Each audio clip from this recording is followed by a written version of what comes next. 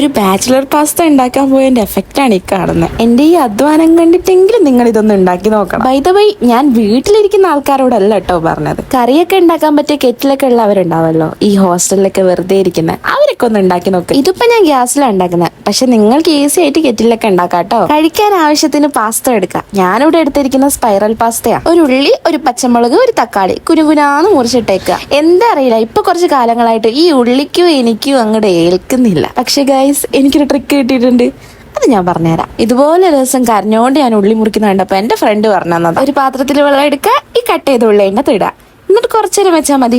പിന്നെ മുറിക്കുമ്പോൾ വലിയ പ്രശ്നങ്ങളൊന്നും ഉണ്ടാവില്ല. ഈ വേവിക്കാൻ വെച്ച പാസ്ത ഒരു 3/4 വേവൊക്കെ ആവുമ്പോൾ എടുത്തേക്കണം കേട്ടോ. ബൈ ദ വൈ, എനിക്ക് റിസ്ക് എടുക്കാൻ പറ്റാത്തതുകൊണ്ട് എല്ലാം മുറിച്ചിട്ടതിന് ശേഷം ഞാൻ പാത്രം അടുപ്പത്ത് കയറ്റിയേ.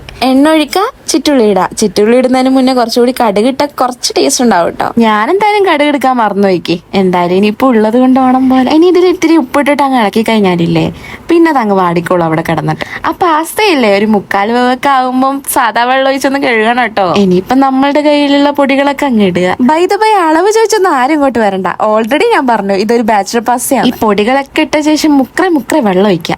ഐ മീൻ ആവശ്യാനുസരണം. ഈ പാസ്ത ഇപ്പൊ 3/4 വേവാണേ ആയിട്ടുള്ളൂ. ഈ ബാക്കിയും കൂടി വേകണ്ടേ, അതിനനുസരിച്ചുള്ള വെള്ളം. ആ വെള്ളം പറ്റിയ പാസ്ത ഇതുപോലെ ഉണ്ടാവും. നല്ല ടേസ്റ്റ് ആണ് കേട്ടോ. എന്റെ എക്സ്പ്രഷൻ ഒന്നും നോക്കിയിട്ട് നിങ്ങൾ എന്റെ പാസ്തയെ വിലയിരുത്തരുത്.